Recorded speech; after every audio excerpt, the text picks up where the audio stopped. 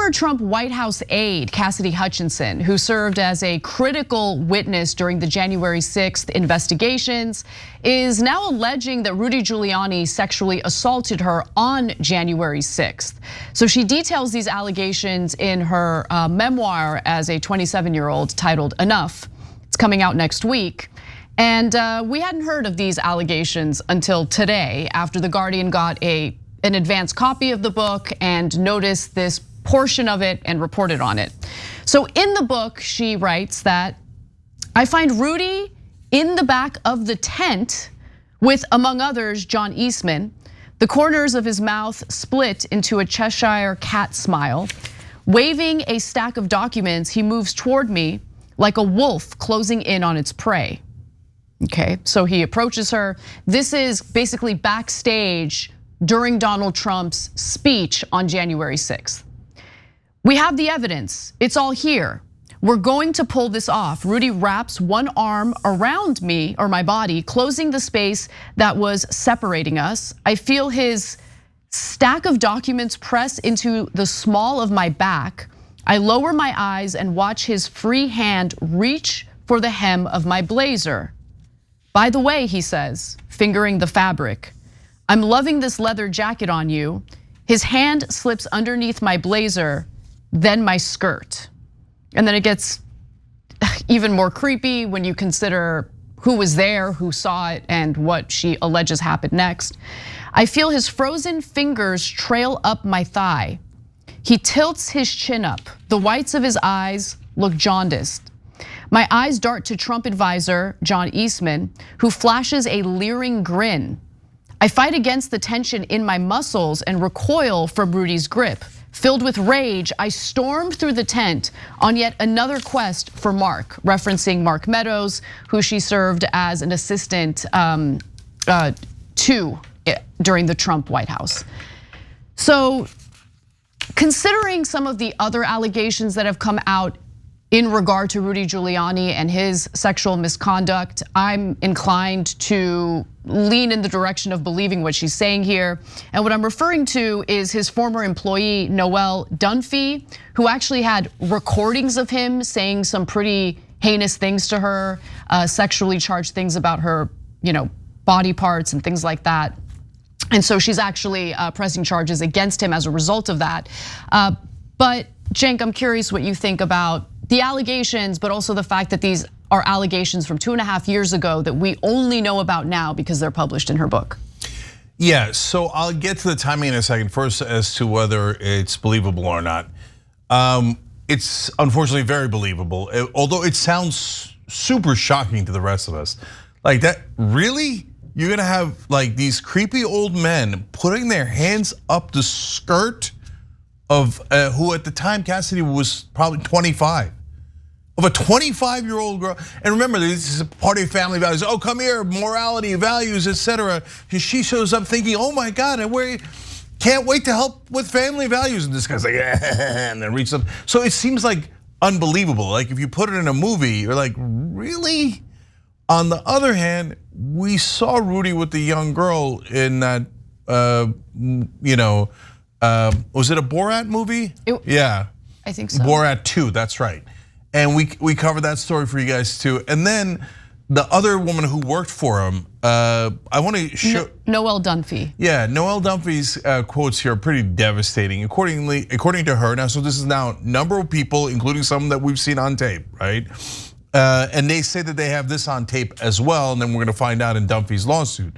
But I can't say the T word for breasts, but every time I say breasts, I understand that's what he apparently actually said. He said, come here, big breasts. Come on here, big breasts. Your breasts belong to me. And it goes on and on and on about how he owns them and how he can do anything he wants to them.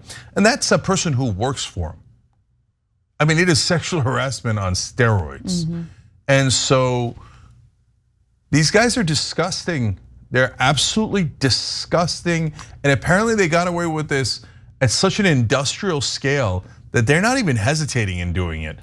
So let's get to the reaction from, or the response from the individuals that she names in the book, both Giuliani and John Eastman, who she alleges was there as the assault was taking place. So first, a Giuliani spokesperson and a political advisor to Giuliani. Bro, if you're a political advisor, it's time to quit. But anyway, Ted Goodman puts out a statement. It's fair to ask Cassidy Hutchinson why she is just now coming out with these allegations from 2.5 years ago as part of the marketing campaign for her upcoming book release. This is a disgusting lie against Mayor Rudy Giuliani. So on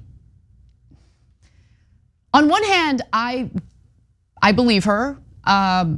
I think that Rudy Giuliani is a terrible person for a litany of reasons, having to do with his attempts to overturn the election, his public behavior, just all sorts of stuff that he's engaged in. How he treated Noelle Dunphy based on the evidence she says that she has on tape. So this isn't a knock on what she is alleging, but I do think that it is not a good look when you withhold this information from the public for 2.5 years and keep it for your book. And the reason why I say that, the reason why I have a higher bar or higher standard when it comes to these types of specific allegations is because between then and now, how many women found themselves, associated with Giuliani who maybe would have wanted to know about what you experienced? How many women did he prey on between then and now that could have been warned ahead of time? That's the only reason why I'm concerned about it. And yeah, it looks terrible. It looks like she held on to it specifically for her book in order to make her book something that's, more sellable, more interesting, something that people might want to actually buy and read. And this is how the publishing world works. Let's keep it real. It is how it works. They want something salacious, they want something juicy, they want the gossip, they want the drama. So this is the selling point, and congratulations, it's maybe gonna help her sell her memoir. But at the same time, there are actual ramifications to withholding this information from the public. I understand when victims of sexual assault or rape don't want to come out to the public or don't want to report it to the authorities because we've seen how women are treated, how people are treated when they come out with these types of allegations. But that wasn't the reason why she withheld the information from the public for 2.5 years. She withheld it because she wanted to publish it in her book. Yeah, well, look, I think you're generally right about the publication world, and I obviously I just had experience with it, and I gotta say, based on what the other stories that I've heard and seen, I'm really lucky. So St. Martin's Press is the folks who handled my book that just came out, and I had some stuff in there that was, you can call it gossipy, you can call it whatever you want, but it was behind the scenes stuff that I thought was important to share. I've since shared that on the show, but they actually asked me to take it out, not because they didn't want it in there, but they were like, look, you got a really good book that is about the movement and it's not about you. Let's stick with that, and I think that it'll be a better message. And I was shocked at how moral they were. Right, and because I know that little piece would have gotten buzz in Washington, etc. And so, but when you have something like that, it is shocking because mostly Anna's right in this publication world. People are like, "Give me dirt, give me dirt," and in fact, that also unfortunately creates a little bit more doubt into some things that go into books because you wonder, did you put it in there so that people would buzz about it and talk about it, etc. Now, in this case, since Rudy has a colorful history of these type of sexual harassments, assaults, etc., and given his sorry state of mind, her allegations are not as surprising and shocking as they should be. But I do agree with Anna, of course, on the timing. This is not a thing where, hey, I disagreed with someone behind the scenes on strategy. This is a serious issue. And you don't let a predator like that walk around without warning people, hey, watch out, don't be in a room alone with this guy. He did this when he wasn't alone in the room, when there was tons of people. I mean, that's the famous January 6th Trump speech, they're backstage. That's what I found amazing. So not only does he do that in full sight of everyone, so that gives you a sense of like, the entire team back there is mental. Like they see this creepy old man reach underneath a 25-year-old girl's skirt, while, by the way, they're giving public speeches about groomers and all that stuff, right?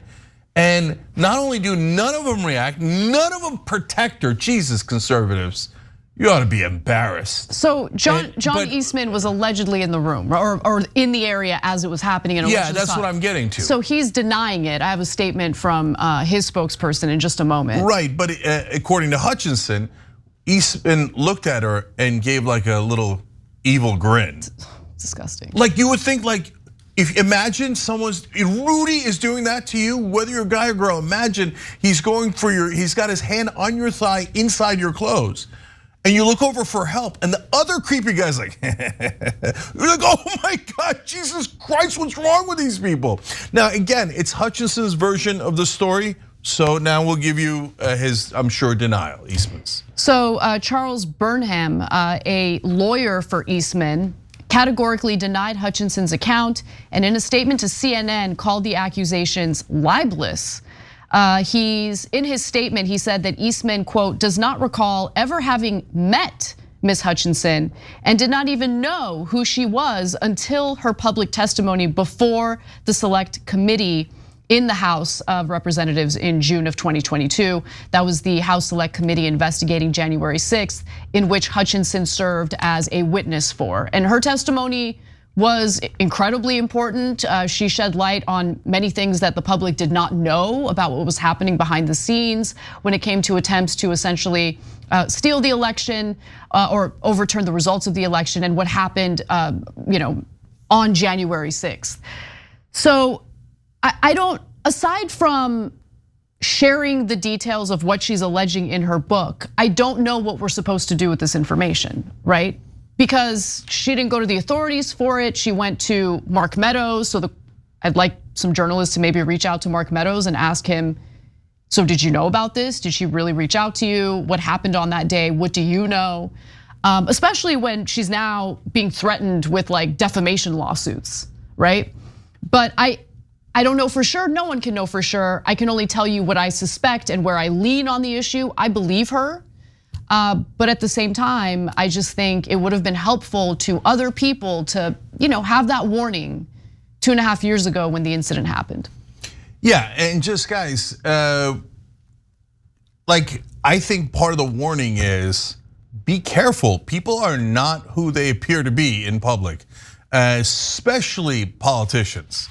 And so this is now how many stories in a row of Republicans or conservatives who talk about values and then behind the scenes do massive sexual harassment in the workplace. So, but when you hear them talking about how they view women's rights as secondary, be careful, they might mean it. And it looks like a lot of times they do mean it in their personal lives. Thanks for watching the video, guys. We also love it if you hit the join button below because that makes you a member, and members allow us to be independent, honest. We can be as progressive as we want, no corporate media influence, and that's all because of you guys. We love doing the show with our members. Hit the join button, become one of the Young Turks.